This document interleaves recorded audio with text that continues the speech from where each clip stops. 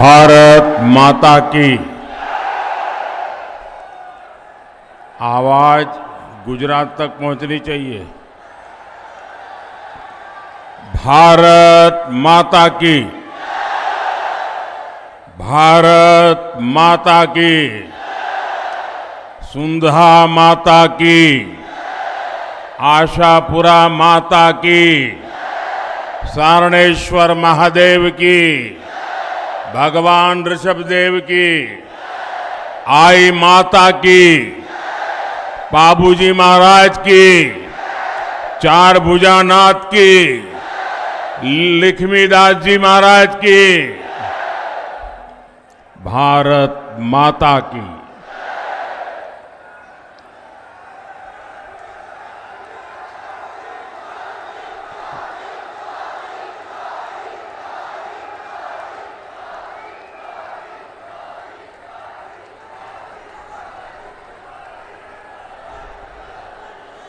(1857) की क्रांति के समय अंग्रेजों से लोहा लेने वाले योद्धा कुशाल सिंह जी की धरती पर मैं आप सभी का और पूरे राजस्थान को आदरपूर्वक नमन करता हूं, अभिनंदन करता हूं। मैं मेरी बात शुरू करने से पहले आज आपका मैं विशेष रूप से धन्यवाद करना चाहता हूं। देखिए, ये हमारे ओम जी, हम ऐसे लोग हैं जो सालों से संगठन का काम करते थे। कंधे पर थैला लटका के बसों में जाना, पार्टी का काम करना और चुनाव प्रबंधन भी देखते थे।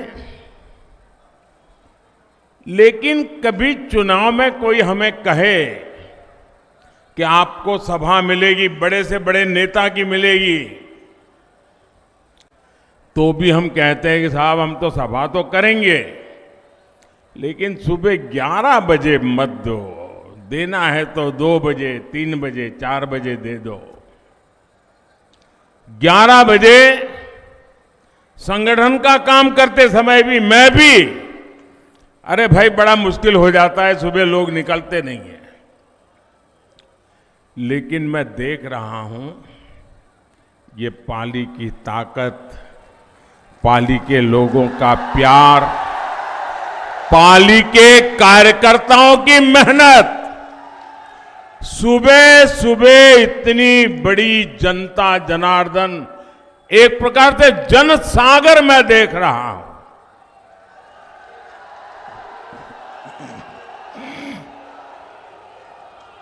आप इतनी बड़ी तादाद में हम सबको आशीर्वाद देने के लिए आए हैं।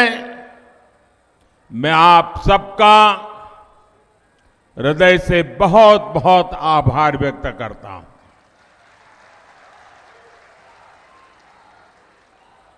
मैं जो पीछे मैं देख रहा हूं, जितने लोग पंडाल में हैं उससे ज्यादा लोग धूप में तप रहे हैं। आपको जो असुविधा हुई है, हमारी ये जो व्यवस्था छोटी पड़ गई है, और आपकी असुविधा के लिए भाजपा के कार्यकर्ता के नाते मैं सबसे पहले आप सबकी क्षमा मांगता हूं। जो लोग ये ताप में तप रहे हैं और बड़े धैर्य के साथ सभा को सुन रहे हैं, जो ताप में तप रहे हैं, उनको मैं विश्वास दिलाना चाहता हूं कि ये ताप, ये आपकी तपस्या कभी भी बेकार नहीं जाने दूंगा। मैं विकास करके उसे लौटाऊंगा। आपके लिए कल्याण योजनाएं लेकर के आऊंगा और आपकी इस तपस्या का मैं प्यार से उसकी कीमत चुकाऊंगा, ये मैं आपको वादा करता हूं। भाइयों बहनों, ये पाली ऐसा है कि जो कभी पाला बदलता ही नहीं है।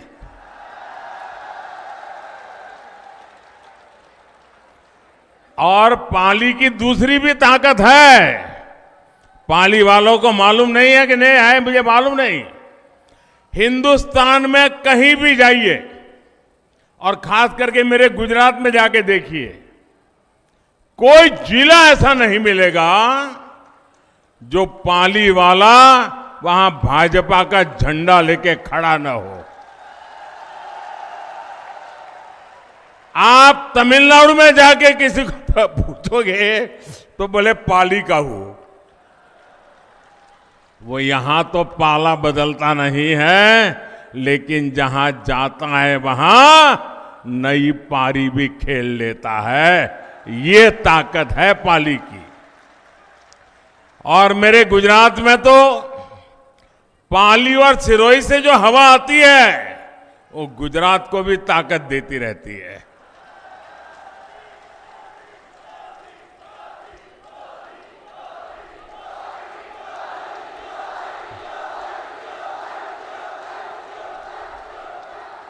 और मैं आज बड़े बड़े विश्वास से दो बात कह रहा हूं।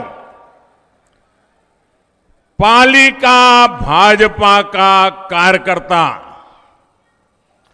और सोजत की मेहंदी का रंग ये कभी भी उतरते नहीं है।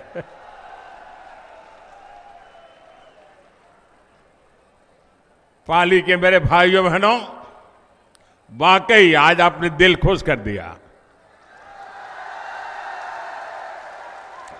मैं माताओं बहनों को विशेष प्रणाम करता हूं।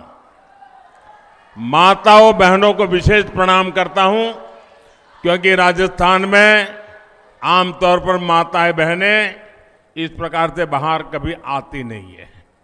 आज इतनी बड़ी तादाद में आई है। इतना ही नहीं, जब खाना पकाने का वक्त है तब वो राजस्थान का भविष्य बनाने के लिए आई हैं। और इसलिए खाना पकाना छोड़ करके राजस्थान का भाग्य बनाना, ये जब मेरी राजस्थान की माताएं बहनें करती है ना, तो राजस्थान का भविष्य उज्जवल है, ये निश्चित हो जाता है। माताओं बहनों को मेरा कोटि कोटि नमन।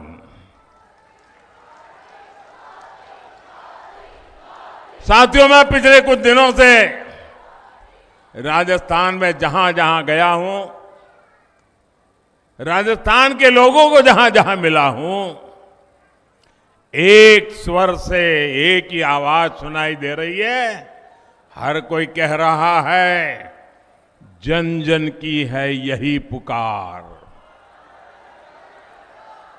जन जन की है यही पुकार, जन जन की है यही पुकार। मेरे परिवारजनों, आज पूरा देश विकसित होने के लक्ष्य के लिए दिन रात मेहनत कर रहा है। भारत 21वीं सदी में जिस ऊंचाई पर होगा, उसमें राजस्थान की भूमिका बहुत बड़ी होगी, अवश्य होगी। और इसलिए राजस्थान में ऐसी सरकार जरूरी है जो राजस्थान के विकास को सर्वोच्च प्राथमिकता दे। दुर्भाग्य से पिछले 5 साल राजस्थान में जो कांग्रेस सरकार रही, उसने अपने लोगों को विकास में और पीछे धकेल दिया। यहां की कांग्रेस सरकार के लिए भ्रष्टाचार से बड़ा कुछ भी नहीं है। यहां की कांग्रेस के लिए परिवारवाद ही सब कुछ है। यहां की कांग्रेस सरकार तुष्टीकरण के अलावा कुछ नहीं सोचती। तुष्टीकरण की राजनीति का असर क्या होता है, इसको राजस्थान ने बीते 5 वर्षों में झेला है। कांग्रेस ने राजस्थान को दंगों में झोंक दिया। दंगों और आतंक की मानसिकता रखने वालों के हौसले बुलंद हो गए। सौहार्द की इस धरा पर ऐसी ऐसी घटनाएं हुई जिनके बारे में कभी कल्पना भी हम नहीं कर सकते थे। ऐसी विकृत मानसिकता वाली कांग्रेस को अच्छे से सबक सिखाना जरूरी है। सिखाओगे? सिर्फ पाली में ही सिखाओगे कि औरों को भी बताओगे?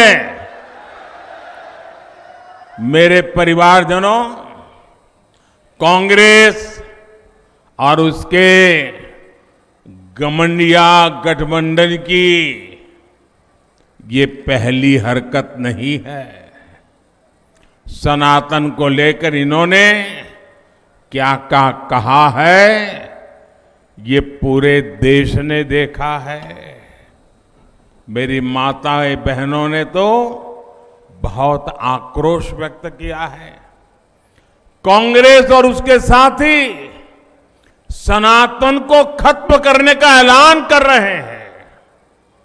और सनातन को खत्म करने का मतलब है राजस्थान की संस्कृति को खत्म करना।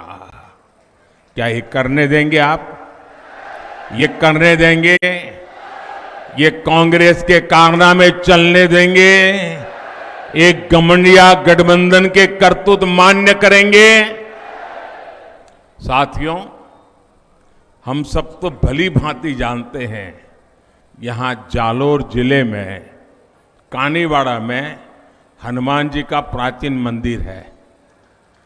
उस हनुमान जी के प्राचीन मंदिर में पीढ़ियों से दलित समाज के ही पुजारी होते हैं, भगवान की पूजा करते हैं और सब लोग जाकर के वहां आशीर्वाद लेते हैं, प्रसाद आरोग्य करते हैं। ऐसी प्रेरणादायी भूमि पर कांग्रेस के संरक्षण में दलितों को निशाना बनाया जा रहा है। आप देखिए, महिलाओं और दलितों को लेकर ये कैसी कैसी भाषा का उपयोग कर रहे हैं। कुछ दिन पहले ही बिहार में गठबंधनिया गठबंधन के एक नेता, वो वहां के मुख्यमंत्री हैं, उन्होंने दलित समाज के एक पूर्व मुख्यमंत्री के लिए ऐसी अभद्र भाषा बोली, ऐसी अभद्र भाषा बोली, कोई सामान्य नागरिक भी बातचीत में भी ऐसा नहीं बोल सकता। वो विधानसभा के फ्लोर पर बोल रहे थे। यह है गठबंधनिया गठबंधन। क्यों गालियां दी? क्योंकि वो पूर्व मुख्यमंत्री अति पिछड़े दलित परिवार से आते हैं, इसलिए उनकी बेइज्जती करने में उनको आनंद आता है। उन्होंने तो पाप किया, लेकिन कांग्रेस के एक भी नेता उसके मुंह से ये गलत हुआ है, ऐसा नहीं होना चाहिए, ये बताने का भी विवेक नहीं है। दलितों के खिलाफ अत्याचार करने वालों को देखकर कांग्रेस आंखों पर पट्टी बांध लेती है। यहां राजस्थान में 5 वर्ष तक दलित परिवारों के साथ हुए अत्याचार पर कांग्रेस ने यही किया है। साथियों, जब से महिलाओं को आरक्षण देने वाला कानून नारी शक्ति वंदन अधिनियम पारित हुआ है, तब से इन्होंने महिलाओं के विरुद्ध अभद्र अभियान छेड़ दिया है। गठबंधनिया गठबंधन के नेताओं ने कैसी कैसी आपत्तिजनक टिप्पणियां हमारी माताओं बहनों के लिए की है। बिहार के मुख्यमंत्री ने तो विधानसभाओं में महिलाओं के प्रति घोर अपमानजनक शब्दों का प्रयोग किया है। लेकिन मजाल है कि कांग्रेस के किसी भी नेता ने कोई आवाज उठाई हो। और यही कांग्रेस का असली चेहरा है जिसे राजस्थान के लोग पहचान गए हैं। साथियों, महिला विरोधी कांग्रेस कभी महिलाओं का कल्याण नहीं कर सकती, कभी महिलाओं की सुरक्षा नहीं कर सकती। कांग्रेस ने राजस्थान को महिलाओं के खिलाफ अपराध में नंबर 1 बना दिया है। यहां मुख्यमंत्री कहते हैं कि राजस्थान की बहनों बेटियों ने पुलिस थाने में जाकर के उन पर जो अत्याचार हुए, जुल्म हुए, उसकी जो शिकायतें, फरियाद दर्ज की हैं, यहां के मुख्यमंत्री कहते हैं कि ये सारी शिकायतें फर्जी है। क्या कोई मां बहन ऐसी फर्जी शिकायत करे, ऐसा हमारे देश में कभी हो सकता है क्या? आप मुझे बताइए, हो सकता है क्या? कभी कोई महिला, हमारे देश की माताएं बहनें तो ऐसी हैं, थोड़ा सा भी उनके साथ किसी ने बदतमीज की हो तो चुपचाप वहां से चुपचाप चली जाती है। वो सोचती है कि वो बुरा आदमी है, वो अपने घर जाए, मैं अपने काम पे चली जाती हूं। वो कभी झूठ बोलने का तो सोचती भी नहीं है। और जब पुलिस थाने में जाकर के उस पर हुए अत्याचार की बात लिखवाती है तो कुछ तो सच होगा कि नहीं होगा भाई? होगा कि नहीं होगा? अरे मुख्यमंत्री ये कहे कि भाई हम जांच करवाएंगे, वे तो मुख्यमंत्री सर्टिफिकेट देते हैं कि महिलाएं आजकल फर्जी चीजें लिखवा देती हैं। क्या ये महिलाओं का अपमान है कि नहीं है? ऐसे ही जवाब देते हैं क्या? ये महिलाओं का अपमान है कि नहीं है? ये महिलाओं का अपमान है कि नहीं है? ये महिलाओं का अपमान है कि नहीं है? ये अपमान करने वाली सरकार जानी चाहिए कि नहीं जानी चाहिए? पूरे राजस्थान से जानी चाहिए कि नहीं जानी चाहिए?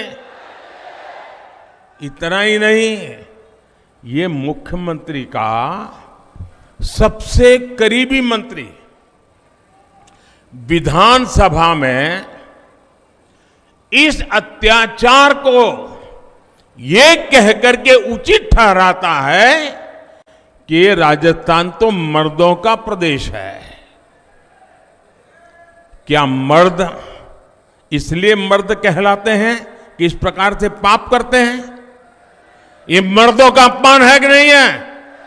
ये मर्दों का अपमान है कि नहीं है? अरे राजस्थान के मर्द बहन बेटियों की इज्जत के लिए अपना सर कटवा सकते हैं, ये मर्द होते हैं राजस्थान। और तुम्हारे मंत्री खुलेआम कह दे कि तुम मर्दों का प्रदेश है तो फिर महिलाओं के साथ आपको शोभा देता है क्या? और इतना ही नहीं, उस मंत्री के पास शायद कई लाल डायरिया छिपी हुई है, इसलिए ऐसे मंत्री को भी टिकट दे दिया। इसका मतलब यह हुआ कि महिलाओं पर अत्याचार और जुल्म करने वालों को कांग्रेस की दिल्ली सरकार भी, कांग्रेस के दिल्ली के कारनामे करने वाले लोग भी, कांग्रेस के दिल्ली में बैठे हुए सारे बाजीगर भी ये जादूगर की हर बात मानने लग गए हैं। और इसलिए कांग्रेस और इसके घमंडिया साथियों की मानसिकता एक जैसी है, महिला विरोधी है। मैं राजस्थान की हर बहन बेटी को कहूंगा, आपको राजस्थान से कांग्रेस को साफ करने के बाद ही चैन से बैठना है। कांग्रेस के लोग सिर्फ एक परिवार के बारे में सोचते हैं। भाजपा के लिए आप सब ही हमारा परिवार है। भाजपा का निरंतर प्रयास है कि हर परिवार की बचत को कैसे बढ़ाया जाए। आप याद कीजिए, कांग्रेस की सरकार जब थी तब 2 लाख रुपए तक की इनकम पर भी टैक्स लगता था। यहाँ के लोग तो बराबर व्यापार दुनिया से जुड़े हुए हैं। 2 लाख रुपए पर टैक्स लगता था कि नहीं लगता था? जरा जवाब दीजिए, याद कीजिए। कांग्रेस के जमाने में 2 लाख रुपया पर टैक्स लगता था कि नहीं लगता था? ये मोदी के आने के बाद 7 लाख रुपये तक एक नया पैसा टैक्स नहीं लगता है। मेरे मध्यम वर्ग के पैसे बचते हैं। 2014 में सरकार बनने के बाद भाजपा ने डायरेक्ट टैक्स में जो कमी की है, उसकी वजह से मध्यम वर्ग के जेब में 2.5 लाख करोड़ रुपए बचे हैं। और ये हमारे कर्मचारी हो, हमारे व्यापारी हो, छोटे दुकानदार हो, इनके लिए बहुत बड़ी राहत का काम है। साथियों, ये केंद्र की भाजपा के सरकार की नीतियां हैं, जिसकी वजह से आज आपके मोबाइल का बिल भी कम आ रहा है। कभी आपको मालूम है पहले मोबाइल का कितना बिल देते थे आप? सब भूल गए। अब ये भूल जाओगे तो कैसे चलेगा भाई? जरा पुराना हिसाब किताब निकाल दीजिए। 2014 के पहले आपके पास अगर मोबाइल फोन था तो मोबाइल का बिल कितना आता था, वो जरा देख लीजिए। कांग्रेस सरकार के समय में आप जितना मोबाइल डेटा खर्च करते थे, आज अगर डेटा की कीमत वही होती, 2014 में जो दाम देने पड़ते थे, आज अगर वही होता ना, तो हर महीने सिर्फ मोबाइल खर्च में आपको 5,000 रुपये अधिक खर्च करना पड़ता। अभी आपका हर महीने 5,000 रुपया बचा कि नहीं बचा? जरा जोर से बोलो ना, पैसा बचा यार, मारवाड़ी हो। 5,000 रुपया बचा कि नहीं बचा? आज एक घर में 3 या 4 मोबाइल होते हैं तो कितना रुपया बचा? कितना रुपया बचा? ये मोदी का काम करने का तरीका है। अनेक परिवार है। अब आप देखिए कि मध्यम वर्ग का परिवार हो,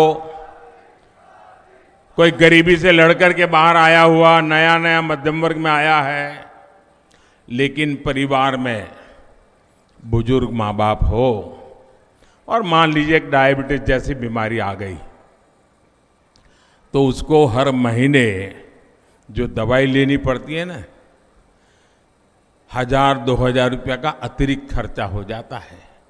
होता है कि नहीं होता है? लेकिन हमने स्थान स्थान पर प्रधानमंत्री जन औषधि केंद्र खोले। 80% डिस्काउंट। कितना? जरा बोलिए ना भैया। 80% डिस्काउंट। कितना? 80% डिस्काउंट। ये माताओं बहनों को पूछना डिस्काउंट क्या होता है। दिवाली में साड़ी की दुकान पे जाएं और कोई बड़ा बोर्ड लगा दें कि 10% डिस्काउंट, वो साड़ी कहां वहां खरीदने जाती हैं, क्योंकि डिस्काउंट हमारे देश में बहुत चलता है, लेकिन कोई 10% 20% से ज्यादा डिस्काउंट देता नहीं है। ये आपका बेटा दवाइयों में 80% डिस्काउंट, ताकि मध्यम वर्ग के परिवार में डायबिटीज की दवाई लानी पड़े तो जो दवाई उसको 2,000 रुपये में लानी पड़ती थी, वो उसको 10% 20% में मिल जाती है भाई। उसका 80% पैसा बच जाता है।